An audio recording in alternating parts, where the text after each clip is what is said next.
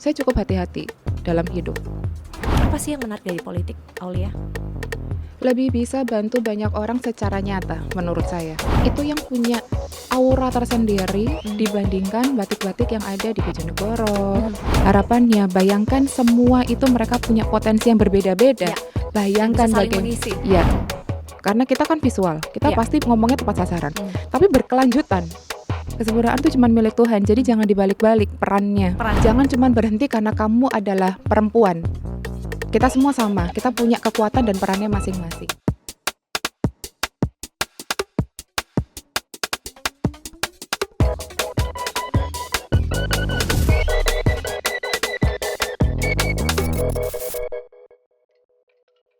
Hai sedulur Kompas TV, berjumpa lagi dalam program podcast saja, podcast Sapa Jatim. Dan kalau Anda berstatus perempuan atau memiliki putri perempuan, memiliki adik perempuan, memiliki anggota keluarga perempuan, apapun, yang terpikir sebagai seorang perempuan apa? 1, terlahir sebagai anak di keluarga. 2, suatu ketika bisa jadi akan menjadi istri atau juga ibu.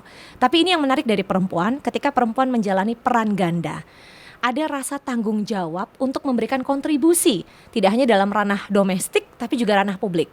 Tidak hanya untuk keluarga tapi juga untuk masyarakat sekitar. Dan ternyata jawabannya adalah usaha mikro, kecil, menengah. Hari ini kita akan diskusikan bagaimana peran perempuan di sektor UMKM. Bagaimana seorang perempuan membangun usaha, merintis bisnis, dan di sisi lain juga tetap memberikan perlindungan bagi keluarga, menaruh perhatian pada keluarga, dan bahkan menjadi seorang pemimpin pada usaha yang dirintis. Kita akan berbincang dengan sosok yang istimewa, sosok yang boleh saya sebut sebagai sahabat lama. Jumpa lagi reuni di podcast saja kali ini, karena kami kawan SMA. Betul. Tapi hari ini saya nggak akan ngobrol dengan beliau hanya sebagai kawan saja. Saya akan eksploitasi cerita dari beliau untuk bisa berbagi, karena statusnya hari ini sebagai tidak hanya Ketua Dekranasda Kabupaten Tuban, tapi juga aktif berkegiatan anggota legislatif di DPRD Provinsi Jawa Timur, Komisi B. Aulia Hani Mustikasari SEMM. Masya Allah. Kalau narasumber lain aku panggil Mbak Mas. Ini aku panggilnya Aulia dong. apapun. Apa kabar hari ini? Alhamdulillah, sehat, bahagia, insya Allah. Cantik banget. Masya Allah. Apakah itu efek batik Tuban yang dikenakan? Outernya cantik banget. Masya Allah. Mungkin salah satu variabel indikatornya. Jago loh, top tuto. Mulai dari batik Tuban, sepatunya juga. Sepatu. Ini baru pertama kali kita coba. Karena kita berusaha untuk biar batik Tuban itu bisa digunakan sama semua variabel usia. Oke. Dan semua kalangan. Murah. Untuk ini, berbagai tipe occasion atau kegiatan. Iya dong. Ini nggak sampai 500.000. Sepatu batiknya bagus loh. Jadi dia casualnya dapat, tapi etniknya juga dapat, dan yang penting adalah Tubannya dapat banget. Makasih. Teman-teman Tuban juga yang bikin. Apakah karena Ketua Dekranasda jadi kemana-mana bawa barang-barang Tuban buat dipromosikan? Harus. Ke seluruh Indonesia? Harus dong. Bahkan dunia? Harus. Semakin banyak teman-teman di luar sana yang kenal sama Kabupaten Tuban, saya semakin bangga. Aduh, seneng Dan banget. itu kayak bentuk tanggung jawab kita semua nggak sih? Setuju. Ketika dengan kita produk-produk kebanggaan kita. Produk lokal menjangkau Nusantara bahkan dunia. Amin. Itu impian kita ya. Pastinya. Tapi sebelum bicara Dekranasda, sebelum bicara UMKM, Aulia Hani Mustikasari, saya taunya teman SMA. Tapi hari ini ternyata anggota dewan. Sebelum kesana, Aulia kecil tuh kayak gimana sih? Yang identik dari Aulia kecil yang belum banyak publik tahu. Apakah penuh rasa ingin tahu, apa-apa dicoba, aktif banget berkegiatan, atau justru sebaliknya? Boleh cerita? Aku tuh sebetulnya juga tidak cukup punya memori. Karena aku gampang lupa. Saking banyaknya. Kenapa kita sama banget sih soal gampang lupa itu? Gampang lupa. Cuman momen paling berkesan. Momen paling berkesan mungkin karena anak pertama. Anak perempuan pertama yang ya pasti semua anak ditunggu-tunggu sama orang tuanya. Betul. Jadi alhamdulillah saya tuh merasakan cinta yang sangat luar biasa dari almarhum ayah saya sama ibu. Almarhum ayah dan ibu. Pastilah. Itu rasa cinta pertama, dari rasa cinta itu dan kemudian menjalani peran sebagai kakak pertama di keluarga. Harus jadi role model. Ada nggak tuntutan itu? Enggak juga sih. Oh ya? Enggak juga. Cuman kayak terbentuk dengan sendirinya menurutku. Tanggung jawab personal menjadi kakak. bagian dari doa juga Ah. sejujurnya. Jadi saya percaya bahwa adik-adik saya kebetulan kan 4 bersaudara. Saya punya 3 adik yang Masya Allah, semuanya Masya Allah. Yang pertama adalah Aulia Hani yang saat ini anggota DPRD Masya Provinsi Allah, Jawa Timur. Masya Yang Allah. kedua adalah Aldwin Hafid Sarsandi, beliau. Angkatan Laut, sekarang mayor apa ya? Dan konon waktu studi lulusan terbaik Masya Allah, di TNI Angkatan Laut. Masya Allah. Yang ketiga, tolong masyarakat Tuban merapat. Pasti udah pada tahu siapa yang ketiga? Aditya Lindra Fariski, Adalah sarjana juga ekonomi, kebetulan saat ini periode kedua Kepala Daerah Kabupaten Tuban. amanah sebagai kepala daerah, Masya Bupati Allah, Tuban. Masya Allah. Yang keempat, anak keempat di keluarga. Adelia Hanindianastiti, jadi beliau adalah arsitek, Oh, ya, domisili di Jakarta sekarang, bekerja di Jakarta, mencari ilmu di Jakarta, tapi kuliahnya juga di Surabaya di ITS, lulusan ITS berarti lulusan ya. ITS. Dan ibu saat ini adalah Kebetulan, Dapat alhamdulillah amanah dapat juga. amanah di RI, DPR RI. anggota legislatif Yes, dari partai yang sama. harus dong. Jadi mulai dari ibu, anak pertama, anak ketiga, kan kebetulan jalurnya politik semua Anak ya. pertama, anak ketiga, Ketiga, betul. jalurnya politik semua. Mm-mm. Partai yang sama. Partai yang sama. Pernah nggak ada pertanyaan, kenapa ini satu keluarga terjun politik? Kalau saya secara pribadi, yang pasti siapa sih anak itu tidak melihat orang tuanya? Figur ya, Mm-mm. Bukan melihat partai ya kalau saya mah. orang tua, sosok. Maaf ya partai. Sosok. Tapi artinya ibu tentu punya alasan Iya pasti. memilih. Justru kekuatan pertama akhirnya, oke, ternyata perempuan bisa. Dan ternyata kita bisa secerdas itu dalam menghantarkan peran-peran politik. Itu saya melihat dari ibu. Bagaimana beliau tidak egois. Dalam membuat keputusan Iya dong, untuk keluarga dan untuk masyarakat. insya Allah. Dan ada peran almarhum ayah juga. Oh pasti. Sangat besar. Saya cinta banget sama almarhum bapak. Cinta mungkin, pertama keluarga. Mungkin gitu kali ya, semua anak perempuan nggak sih? Apalagi anak perempuan pertama di keluarga. Pasti sangat mengidolakan ayah. Banget. Apa kenangan yang paling berkesan dengan almarhum bapak? Semua, hampir semua. Cuman yang bikin sedih, saya itu tidak membersamai beliau ketika meninggal. Karena sedang berjauhan. Iya, saya kan kebetulan memang studi di Surabaya. Tapi yang bikin sedih adalah 1 bulan saya tidak bertemu beliau kan. Karena waktu itu ngambil S2 saya pas di Surabaya. Yang kuliahnya di hari Senin sampai Jumat. Bapak itu 4 hari berturut-turut sebelum Sempat meninggal. kontak. Oh, selalu. Minta ketemu. Minta pulang, Minta Aulia untuk pulang. minta pulang. Tapi saat itu tidak memungkinkan karena studi. Kalau ngomong tidak memungkinkan karena studi, egois ya Putri. Cuman pada saat itu cuman berpikir, insya Allah weekend ini pulang. Ya, sudah Tidak- meniatkan demikian kan? Oh iya. Sudah meniatkan weekend untuk pulang. Siapa sih yang berpikir kehilangan? Nggak ada yang minta. Ah. Tapi ternyata bapak pulang sebelum weekend tiba. Malam Jumat di Ramadan, hari kelima. Pukulan besar. Kalau ingat momen itu lagi. Aku yang denger aja udah. Sorry. Iyalah, aku juga sorry nanti kayaknya juga bakal nangis. Ini aja udah merinding. Kalau dibilang pukulan besar, iya, sangat. Siapa sih nggak pingin nikahnya dihantarkan Iya. sama almarhum, sama bapak lah, gitu. Yang ngabarin malam itu siapa? Adik, Adik. seingat saya Dek Lindram. Ngabarin kalau kondisi bapak Dek Lindra kritis apa di Dek rumah Dela? sakit. Oh enggak, Aha. enggak. Jadi bapak itu meninggal dalam keadaan menurut saya, ya Allah, kayaknya kita semua ingin meninggal di posisi itu dengan cara seperti itu. Jadi bapak kapundut itu karena mau sahur, membangunkan mbak-mbak untuk menyiapkan sahur Jadi kondisinya di rumah. di rumah, Aha. di rumah. Berkegiatan normal, beraktivitas. Nelpon bukan setahu ya, seinformasi itu nelpon mbak-mbak untuk menyiapkan sahur, pamit sama ibu istirahat sebentar, menghadap ke kiblat, terlentang, udah Setelah itu posisinya kapundut. kapundut dengan Pulang. posisi yang masya Allah sudah tidak ada kuku yang harus kita potong. Jadi kalau boleh ngomong itu kayak kenapa kita nggak dikasih kesempatan apapun kan jadinya. Kayak aku tuh kayak Iya, nggak dapet iya. kesempatan apapun gitu loh, Put. Setidaknya untuk memeluk dalam kondisi beliau sadar ya. Karena kan memang Itu. maafkan ya, aku anaknya cengeng. Udah tau kan dari zaman SMA kalau aku cengeng. Orang lain yang cerita tangguh dan tabah, aku yang dengerin yang berbes mili. Ini aku banget.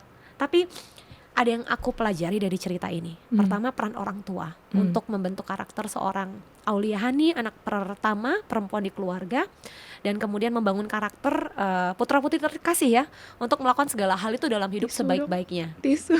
Nggak apa-apa. Enggak, ini aku memang kebiasaan gini. Jadi kalau menghapus air mata itu dengan jari-jariku. Dengan jilbab. Iya, tapi kan ini lagi live ya, lagi podcast, jadi nggak mungkin.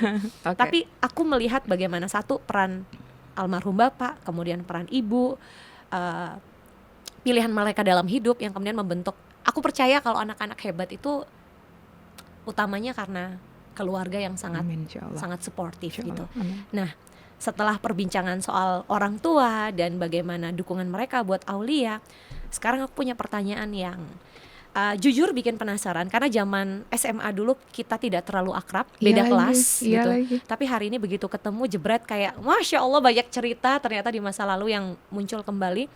Aulia zaman SMA yang aku tahu, mohon maaf, mohon koreksi kalau aku salah, itu bukan yang aktif berkegiatan di OSIS atau di Organisasi. ekstrakurikuler gitu.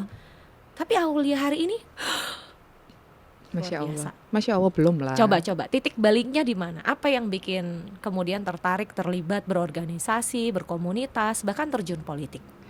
Pertama, sebetulnya tidak ada spesifikasi tahun kapan. Cuman titik balik pertama tuh pasti ketika kehilangan almarhum. Oke. Itu tiba-tiba kayak men-switch bahwa memang saya adalah anak pertama. Nah, kelebihan kami itu nggak tahu, tiba-tiba kita tuh kayak men-switch, kita harus seperti ini untuk menggantikan peran almarhum. Di partai atau di masyarakat? Enggak, di keluarga Di dulu. keluarga. Di keluarga dulu. Kayak Dek Lindra.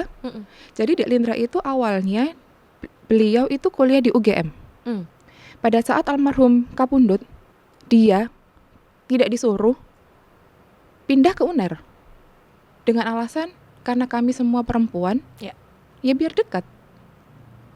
Untuk Jadi, jaga keluarga. Iya, jadi peran laki-lakinya walaupun dia punya kakak karena laki-laki, dia anak tahu bahwa kakaknya adalah seorang TNI, ya, taruna, dengan keterbatasan waktu, pasti dengan keterbatasan waktu kan, waktunya kecil, sempit di keluarga. Dia memutuskan untuk itu, mengambil peran itu. Supaya lebih dekat dengan keluarga dari sisi jarak, supaya Satu hadir itu, untuk ibu dan peran laki-lakinya juga. Karena mau sekuat apapun kita sebagai perempuan, kita kan punya perannya masing-masing. Berarti itu pernah diobrolin. Artinya Mas Lindra pernah cerita ke Mbak Aulia kalau cerita iya. alasan kenapa waktu itu memutuskan berpindah, Oh iya, salah satunya pasti dong. Ibu pasti shock dari UGM. Kemudian nggak bergeser ada ke angin, Surabaya. nggak ada hujan, dan nggak ada problem dengan studi. betul, gitu ya. IP-nya dia juga bagus banget. Dan ketika Dek Lindra tuh pinter banget sih, mungkin beda sama aku ya. Jadi Dek Lindra itu, kenapa saya gitu, karena saya tuh sebagai kakak, yang tadi saya bilang, doa saya, mereka semua menjadi orang-orang yang hebat, tapi tidak pernah lupa kalau saya kakaknya. Ya. Itu. Mendoakan adik tanpa melupakan peran sebagai kakak. Iya. Ya. Jadi saya tidak berusaha oke lah menjadi baik, itu kan kewajiban. Tapi tidak berusaha bahwa saya ini role model kalian, enggak. Tapi silahkan ambil yang baik-baik dari saya, dan saya pun akan melakukan hal yang sama. Saya akan mengambil yang baik-baik dari kalian. Untuk apa? Ya, keluarga terdekat tetap itu. Mau kita punya keluarga baru, keluarga intinya awalnya tuh pasti itu. Ya, sepakat. Itu sih. Sepakat. Dari situ kemudian ada perspektif yang bergeser kan, yang kemudian membuat seorang Aulia yang sedang menempuh studi magister manajemen di UNER terpikir untuk saya harus melakukan sesuatu lebih dari yang biasa saya lakukan sebelumnya. Oh, itu jauh setelah itu lagi, Bapak. Put.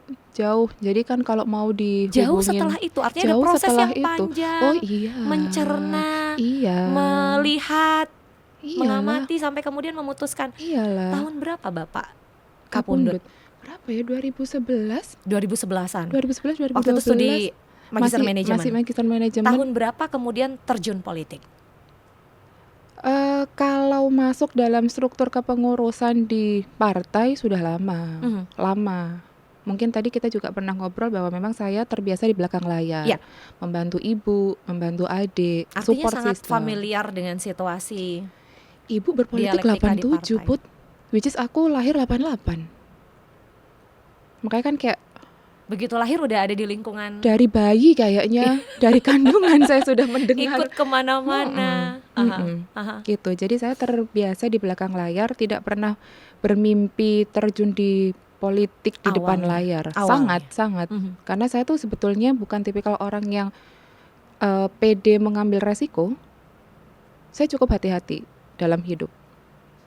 Artinya semua yang dilakukan dengan perhitungan yang sangat matang, Insya Allah, dengan harapannya. resiko yang seminimal mungkin. Harapannya. Apapun pilihan dalam hidup ya. Harapannya. Termasuk ketika memutuskan bergabung politik. Mm-mm, Partai yang sama dengan ibunda Sama. tercinta, partai yang sama dengan adik. sama. Harapannya selalu sama. Apa sih yang menarik dari politik, Aulia? Lebih bisa bantu banyak orang secara nyata menurut saya. Yang nggak mungkin dilakukan kalau seorang individu dengan status perorangan? Mungkin bisa, tapi mungkin waktunya. Hmm. Contoh, anggaplah kita bisa bantu dalam mengikuti pelatihan. Tapi apakah beliau pasti ikut pelatihan? Belum tentu. Tapi ketika dalam politik, saya punya kekuatan untuk bisa mengikutkan teman-teman itu pasti ikut pelatihan. Menurut saya itu. Ada power yang bisa digunakan dengan bijaksana, bukan untuk disalahgunakan. Harapannya. Mhm. Harapannya seperti itu. Dan cara pandang orang terhadap ketika sudah terpilih sebagai anggota legislatif akan berbeda ketika Aulia sebagai warga sipil, masyarakat biasa. Itu salah satunya. Enggak. Ajakan-ajakan untuk terlibat dalam kegiatan bermasyarakat. Saya tidak melihat itu sebagai karena saya berpolitik atau karena sekarang saya jadi anggota legislatif, ajakan itu muncul karena itu. Saya selalu ingin menanamkan ke diri saya sendiri bahwa ajakan itu muncul karena memang saya bisa memberikan kontribusi di situ. Saya Aulia Hani Mustikasari Sebagai individu Iya, yang menerima amanah. bukan saya sebagai anggota dewan atau saya sebagai ini. Ya itu cuman kayak poin plus aja sih. Dan hari ini dengan peran ganda, Insya Allah. perempuan, anak di keluarga, kakak dari seorang bupati di Tuban, anggota legislatif di DPRD Provinsi Jawa Timur, ketua Dekranasda Kabupaten Tuban. Masya Allah. Banyak kepercayaan yang diberikan. Masya Allah. Bagaimana seorang Aulia mengatur waktu dan mengelola energi. Kapan saya harus ada spesifik ya untuk UMKM Tuban, kapan saya harus ada untuk masyarakat Jawa Timur. Kalau secara waktu, alhamdulillah karena mungkin saya belum berkeluarga, jadi waktunya lebih fleksibel, itu satu. Terus yang kedua, kalau memang itu bisa dijadikan satu, contoh kayak sekarang, podcast, tapi saya juga bisa mengenalkan produk Ya, UMKM yang ada di Kabupaten Tuban. bersamaan. Kenapa Itu, tidak? Iya, itu kayak lebih efektif aja sih.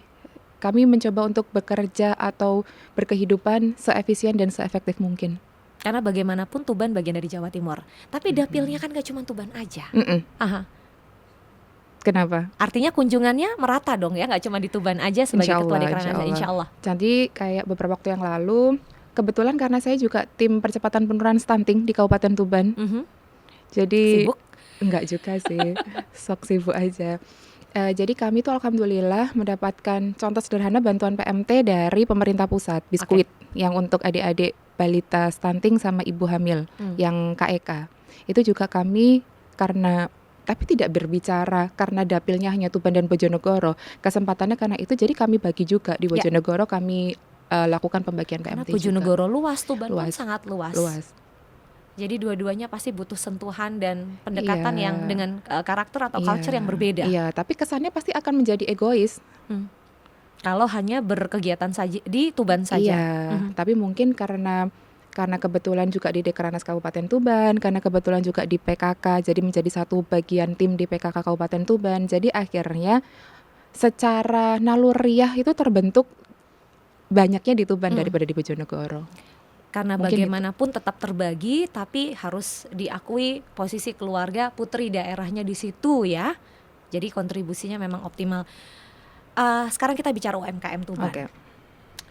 Hari ini yang bergiat di UMKM itu sebetulnya dari berbagai level ya. Kalau kita bicara usaha mikro, itu identik dengan para pelaku usaha dengan omset yang hitungannya mungkin masih minimal atau bahkan masih memulai bisnis gitu.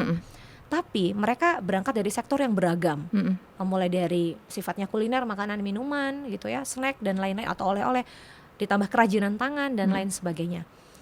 Apa yang paling menarik dari Tuban yang secara potensi memang UMKM Tuban harus sediakan untuk masyarakat yang datang berkunjung ke Tuban dari perspektifnya Aulia? Sebetulnya mungkin kita tahu sendiri UMKM Mamin itu geliatnya Masya Allah. Bener. Cuman kalau Putri tanya spesifikasinya di Kabupaten Tuban, kita tuh punya batik gedok. Batik gedok, batik tenun gedok. Apa yang bikin dia beda dengan batik di daerah lain? Gedok itu artinya? Tenun gedok. Jadi Tenun kalau gedok. gedok itu prosesnya yang Prosesnya. didok gitu. Oh. Itu kenapa dia Diberi dinamai nama? gedok.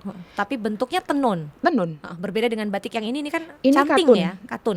Katun. Tapi semua kita rata-rata tulis Put, kita nggak cap. Oh.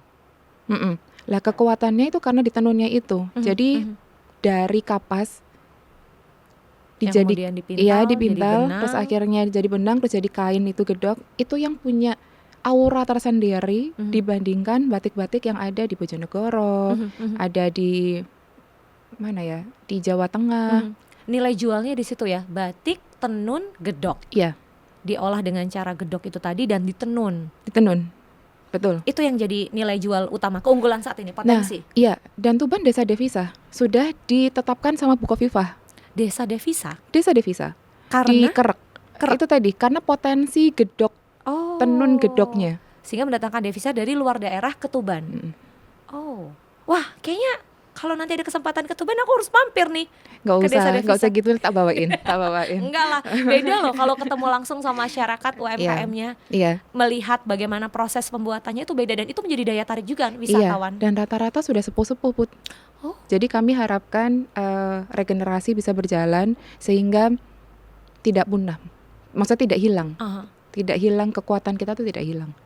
Sekarang kita bicara perempuan Aulia. Berapa Oke. banyak perempuan Tuban yang kemudian bergeliat di UMKM dengan berbagai usia ya, Oke. mulai dari yang relatif muda bahkan sampai sangat senior lanjut usia. Dari pertemuan Aulia dengan para pelaku usaha.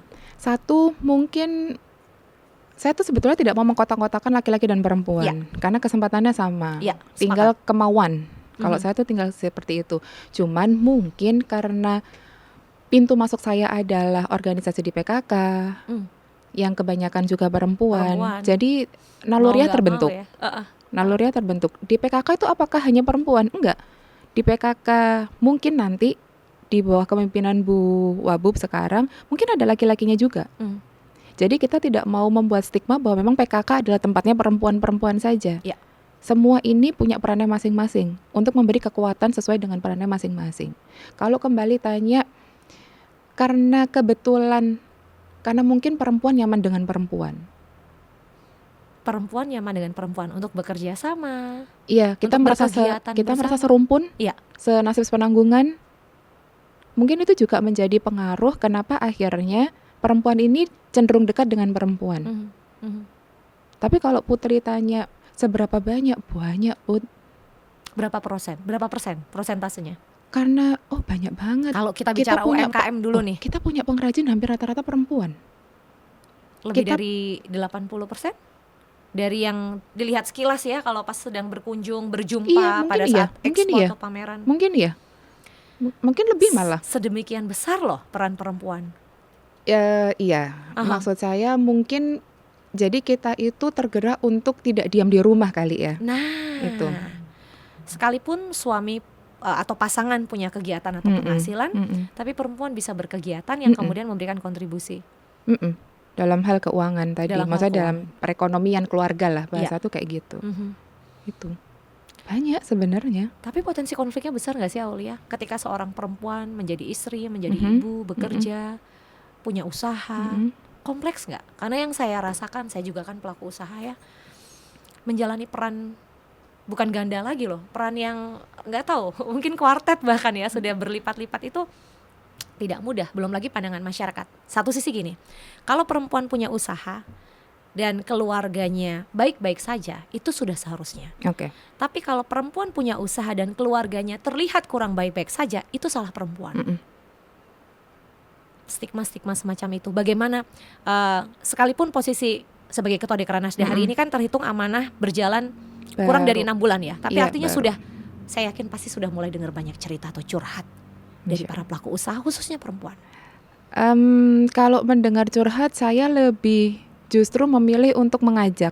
Oh, Lalu saya berusaha untuk memberikan masukan-masukan contoh.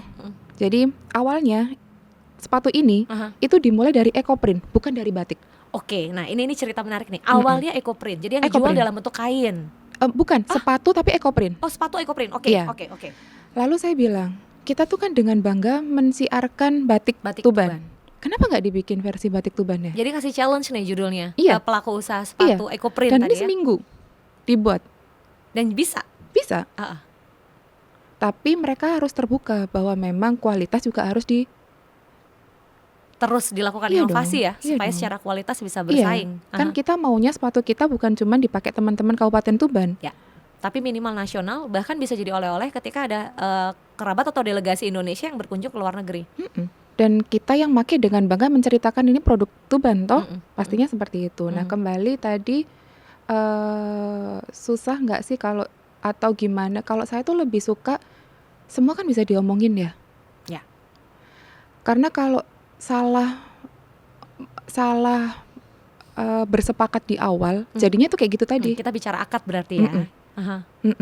Dan tidak semua orang, menurut saya, maaf kalau misal salah, tidak semua orang itu sepakat dan sepaham.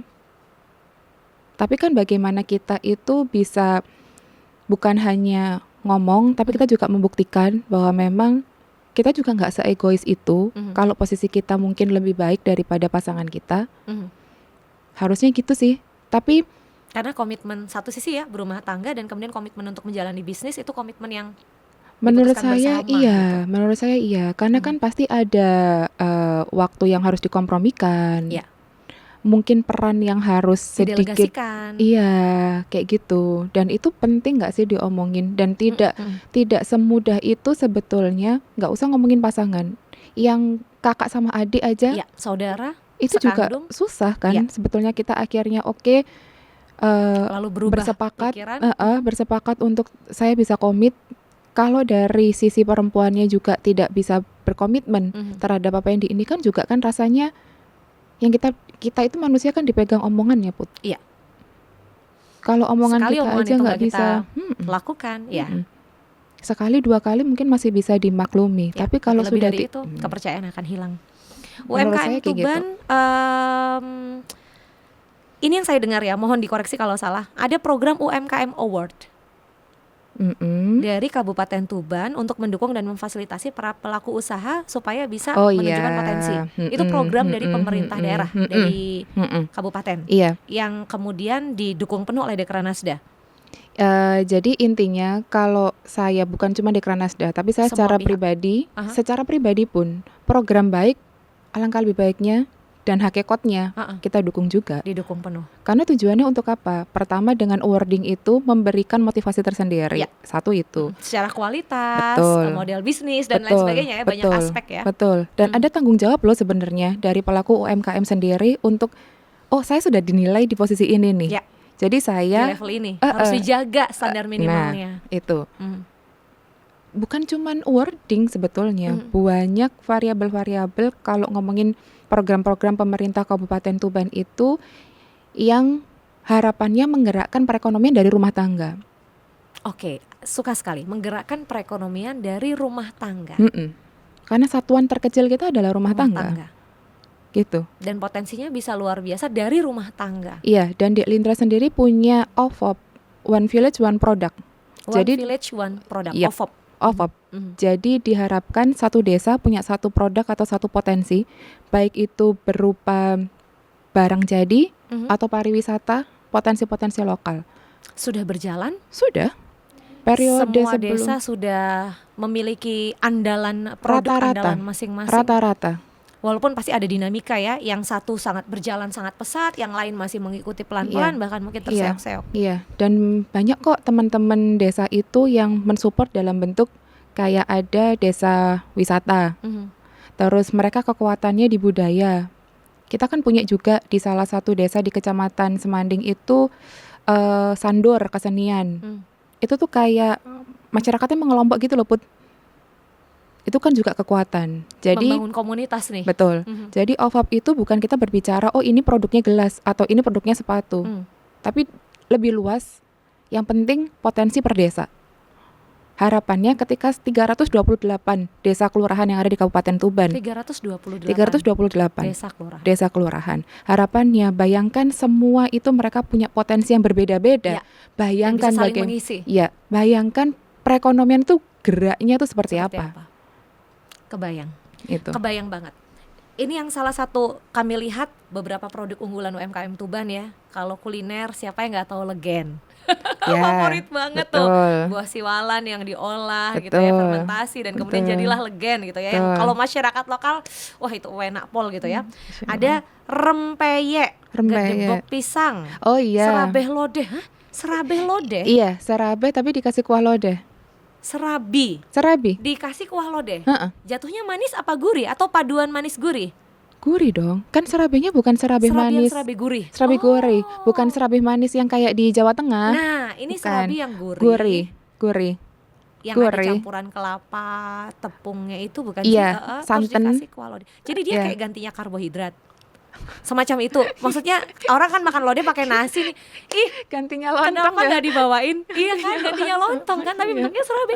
Kok bisa kepikiran ya? Ya, hebatnya teman-teman di Tuban itu gitu. Ada pelas palang. Iya, pelas terkenal. Itu kan dadar jagung. Pepes. Oh. Dadar jagung. Palang itu apa? Palang salah satu kecamatan yang ada di Kabupaten Tuban. Sehingga pelas palang. Berasal dari Palang. OVOP kan? OVOP. Becek mentok, betul. Mentok dibikin becek berkuah gitu. Iya. Kayak mirip kari. Tapi mentok kari. Tapi mentok. Tekstur dagingnya kan beda sama bebek dan sama ayam kan. Kalau lebih mentok itu kayak gampang. Iya, gampang disuir. Terus dia kalau dimasaknya, diolahnya bener, dia kayak daging sapi loh. Jadi lapar nggak sih kita ini? Ini mana kita produksi jam siang lagi. Terus ada ikan asin. Nah, karena Tuban kan identik sama Pantura ya. Betul. Pantai Utara, pesisir Pantai Utara. Produk olahan ikan asinnya itu yang sejak dulu memang khas kan. Iya, jambrong bener ya? Itu ikan asin. Jangan lupa rajungan. Ada satu tempat makan yang viral banget, yang tersembunyi, yang katanya kalau ada tamu-tamu penting dibawa ke situ buat makan seafood di situ, fresh dan murah. Harganya jauh kalau dibandingkan restoran bintang 5. Murah. Dan masaknya enak banget. Padahal tempatnya itu terkenal sekali loh. Iya, pokoknya kita tuh terkenal pedes. Iya betul, pedesnya gak main-main. Yang penting omongannya gak pedes. Oh iya pedes. Cukup masakan aja yang pedes, omongannya jangan ya. Oh ini kalau warga Tuban itu, cukup masakan yang pedes, omongan jangan. Kita punya belut. Belut diolah apa? Sambal? Kayak pedes gitu loh, Put. Belut pedes, apa digoreng. Ya? Bukan apa ya? Dia basah. Apa sih kalau belut kita itu kayak rica-rica tapi bukan rica-rica. Kalau saya bilang bukan rica-rica. Mirip tapi bukan. Iya. Itu juga salah satu yang Ini aku langsung daftar loh, tulisannya kalau ke Tuban udah aku tandain semua yang direkomendasikan Aulia. Pokoknya murah gitu aja. Nah itu enak. Dia murah. Karena kan diolah langsung dari nelayan, langsung oleh pelaku usaha kuliner. Kita dekat kan sama sumbernya gitu. Dan segar ya. Insya Allah. Ada ampo, apa lagi nih ampo? Tanah. Makanan Allahu Akbar, aku pernah tahu tuh dari tanah liat diolah. Di apa sih namanya, dikerok gitu loh. Terus tapi tidak semua tanah ya. Iya, tanah gitu. Pilihan.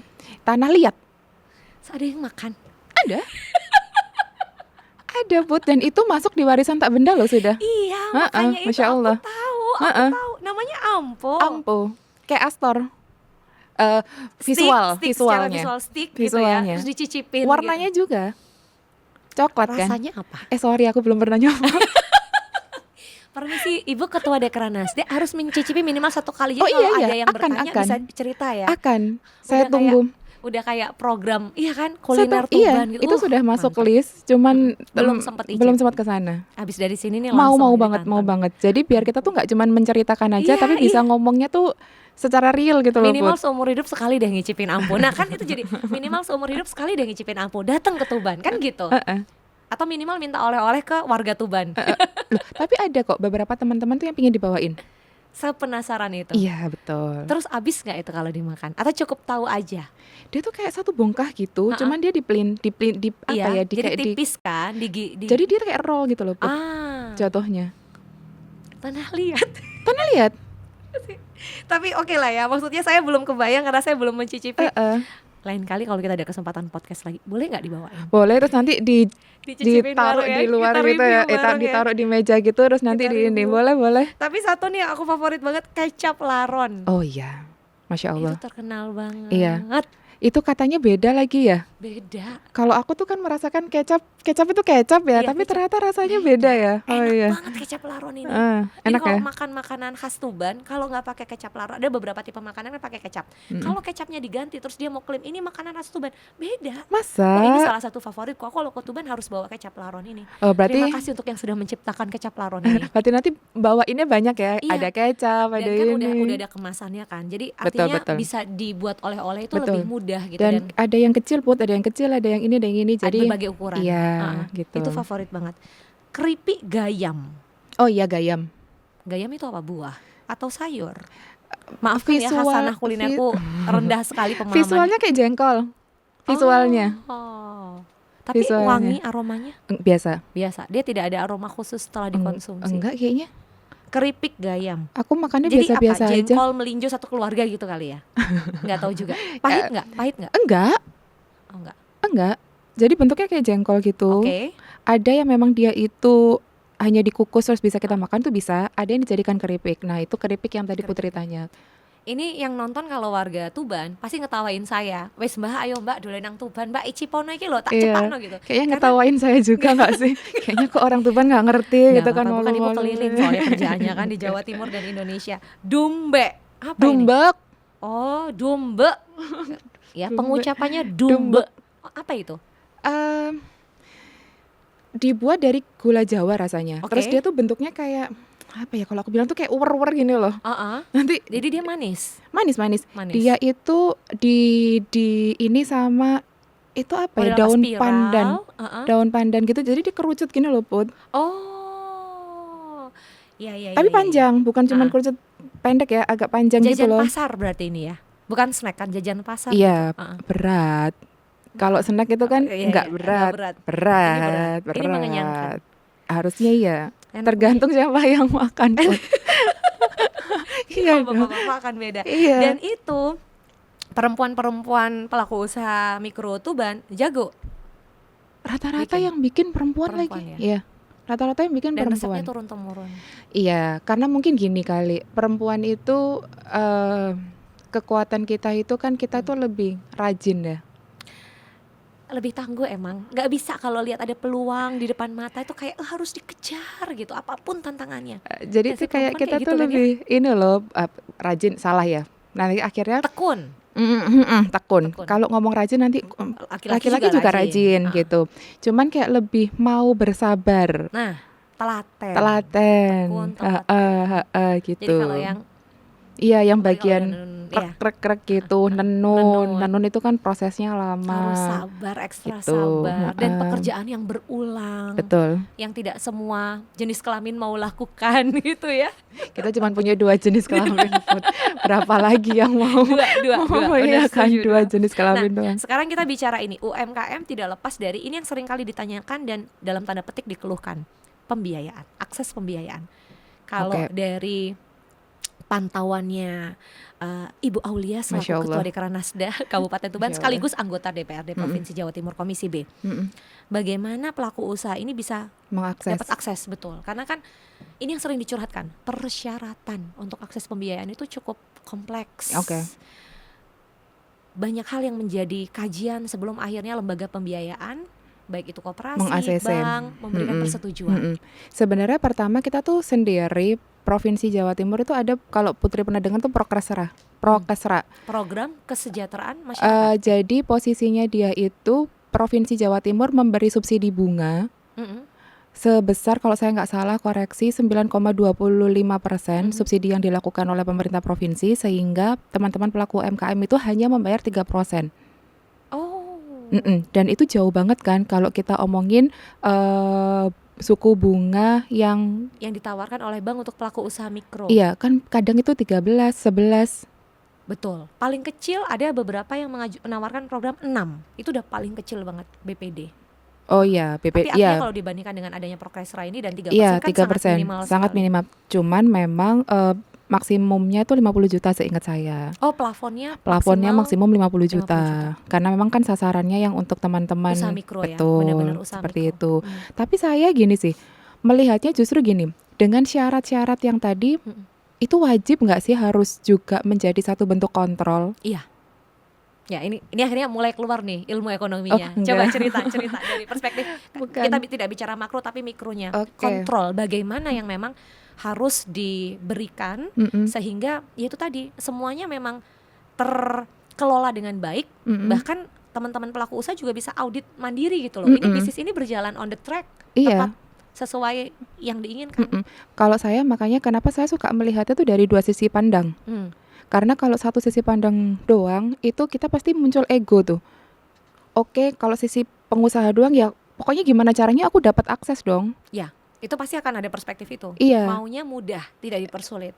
Ya itu juga sebagai pelaku usaha itu penting kok, Put. Itu penting dan saya juga Penting nggak untuk ada didapat masalah. ya. Penting untuk didapatkan. Tapi di saat yang sama Karena kan kontrolnya itu juga harus ada. peluang toh, Put. Maksudnya ketika kita juga nggak punya uang untuk beli barang misal, padahal permintaan sudah menunggu, itu kan juga agak jadi satu kendala tersendiri untuk dalam bisnis. Betul. Makanya kalau saya dari segi pandang bisnis, ya pasti kita maunya cepat. Iya. Pasti. Tapi kalau dari sisi pandangnya lembaga keuangan atau perbankan sendiri, dia kan juga butuh kepastian bahwa ini dikembalikan duitnya. Karena statusnya pinjaman, Pinjaman. bukan pemberian atau dana hibah. Betul, gitu. Makanya kalau saya melihatnya, saya tuh selalu suka melihatnya di dua sisi. Karena kita tuh kan bareng-bareng kan, betul. bareng-bareng. Saya butuh, bank juga butuh untuk perputaran keuangannya, untuk ada namanya pembayaran bunga di bagian simpannya dan kawan-kawan dan sebagainya. Dia kan juga butuhnya dari kredit yang berjalan juga. Ya, untuk operasional tentu Betul, ya. Dan bagaimanapun kan bank kan institusi bisnis yang memang butuh profit. Dan dia harus mempertanggungjawabkan di yang punya bahasanya itu kan gitu kan, atau di investor, di pemegang komisaris saham, atau di pemegang saham, di direksi, dia kan harus mempertanggungjawabkan terhadap perputaran keuangannya dia juga. Ya. Kan yang bertanggung jawab. Jadi sebagai pelaku usaha juga bertanggung jawab terhadap dia memang harus membayar karena itu kewajiban. Kewajiban, betul. Perbankannya juga harus bertanggung jawab. Kredit ini jangan macet. Karena kalau kredit macet itu juga kan impactnya ke yang lain, keberlangsungan bisnis dan juga pinjaman yang seharusnya bisa menjadi hak pelaku usaha lain gitu ya. Oke, data yang ada di Jawa Timur, setengah pelaku usaha itu memang adalah perempuan. Bahkan data dari Biro Setda-Prof Jatim 2024 ya, 54% dari 9,78 juta pelaku UMKM di Jawa Timur adalah perempuan, lebih dari 50% angka. Jadi memang perempuan luar biasa. Iya, karena kita juga lebih banyak nggak sih populasi perempuan? Faktanya itu. Secara populasi. Jadi memang mau nggak mau ya dengan bonus demografi yang kita miliki ini ya akhirnya perempuan kemudian punya daya untuk terlibat dalam roda perekonomian. Kan kekuatan mak-mak katanya kan. The power of emak-emak. The power of emak-emak. Ras terkuat di muka bumi. Itu. Stakeholder. Selain pemerintah, baik di tingkat provinsi dan daerah ya, karena DPRD Jawa Timur dan Kabupaten Tuban, ada pihak lain. Contoh, Bank Indonesia aktif sekali bergerak untuk mendorong kolaborasi yang dilakukan. Nah, kalau dari Tuban sendiri di Dekranasda, kolaborasinya itu dengan sektor mana saja? Pertama, saya tidak berbicara karena saya jadi tidak tahu, enggak. Tapi alhamdulillahnya mungkin karena tadi kita berbicara ya. Ternyata niat baik itu pasti ketemu hal baik. Tinggal tunggu waktunya aja. Jadi pertama, saya dilantik Maret tahun ini. Aha. dikukuhkan sih, dikukuhkan dilantik itu Dikukuhkan. Maret Mhm. gitu.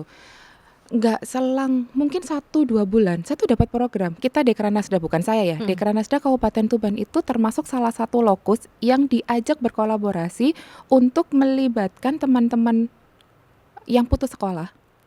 Oh, Mm-mm. teman-teman yang Untuk putus sekolah di usia produktif atau di usia muda? di konteksnya? usia muda sampai kalau saya tidak salah itu maksimal 20 atau 24 tahun. Oke, artinya walaupun putus sekolah, mereka punya akses untuk Iya, bergerak dan itu berkegiatan. kita berkolaborasi, bermitra, bukan kita ya, kitanya yang diajak Iya, gitu. Itu sama Digandeng. Kemendikbudrismen.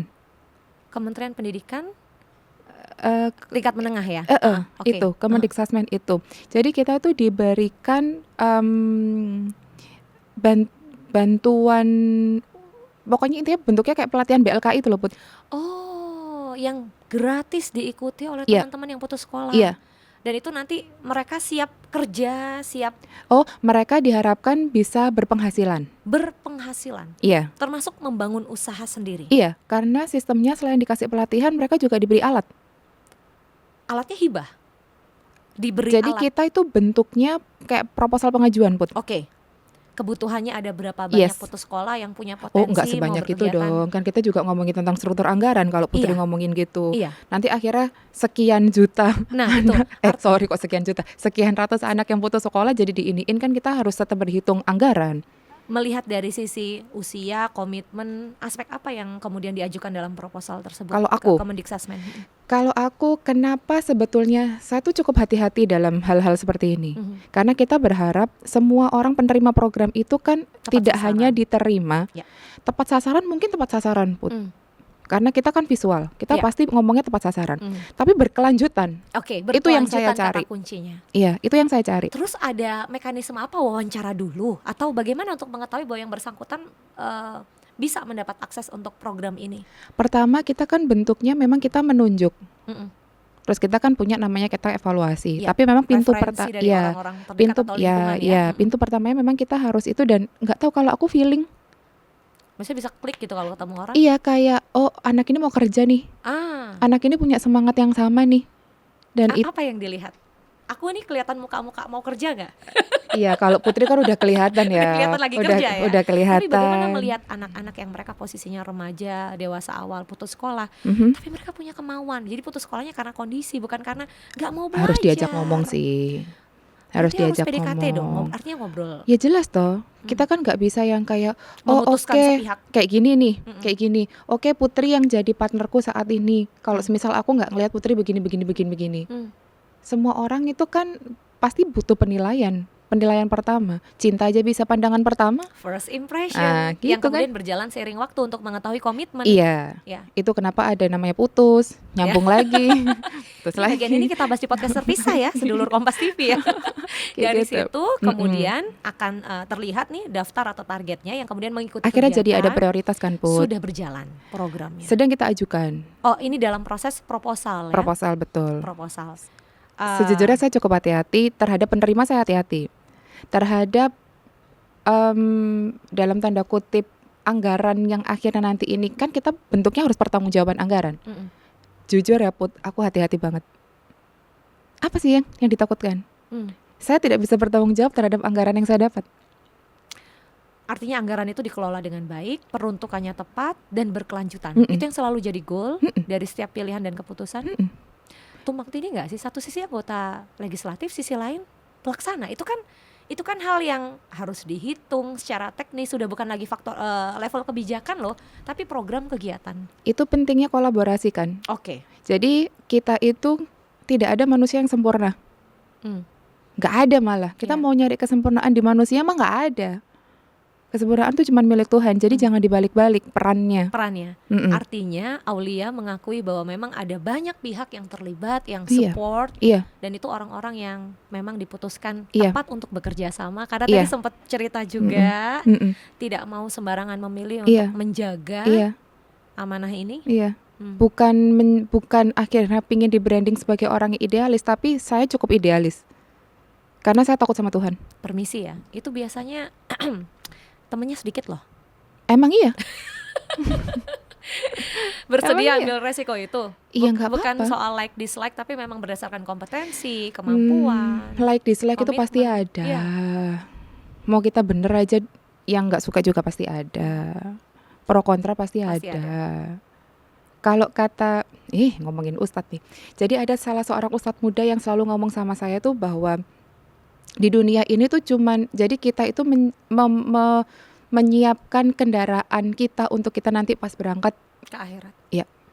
Kendaraannya harus tepat. Mau kendaraan yang bobrok atau yang megah itu Iya. hanya kita yang bisa bangun, ya Karena kan? kan cuman kita, kita bertanggung jawab atas Iya. diri kita. Iya. Gitu, bukan Jadi, orang lain. amanah apapun yang dipegang Aulia hari ini ya, termasuk dorongan-dorongan yang diberikan kepada pelaku usaha UMKM di Tuban, khususnya perempuan, itu pasti berangkatnya dari situ. Kita bergerak bersama, kita siapkan diri kita sebaik-baiknya. Amanah apapun itu tujuannya untuk kebaikan. Karena tadi Aulia sendiri yang bilang, semua yang baik diupayakan dengan baik, pada akhirnya pasti akan dapat Iya. hal yang baik. Iya, saya nggak mau nunjuk atau mengintervensi sesuatu. Jadi memang kita bertumbuh bersama-sama. Tujuannya apa? Kita kan pasti tujuannya untuk mengenalkan Kabupaten Tuban lebih luas lagi. Oke, pertama kali ini saya tarik sedikit saat awal menerima amanah sebagai Ketua Dekranasda. Hal apa yang pertama kali dilakukan oleh Aulia untuk UMKM, khususnya sektor perempuan? Pertama, saya mencoba untuk berkomunikasi dan melakukan pendekatan ke teman-teman. Oke, pendekatan personal ya, komunikasi. Oh iya, Mhm. saya ajak ketemu langsung. Ngumpul bareng. Teman-teman yang memang sudah aktif di Dekranasda sebelumnya Oh diajak ketemu enggak, ngobrol. bukan. Pelakunya, Oh, pelakunya. Kenapa? ya karena mereka yang ngerti. Mereka yang menjalani. Iya. Jadi tantangannya di mana, Iya. peluangnya di mana, Iya. dengerin cerita dari beliau-beliau langsung. Iya, dan Apa saya yang bisa didapat? bantu apa? Apa yang didapat dari pertemuan itu?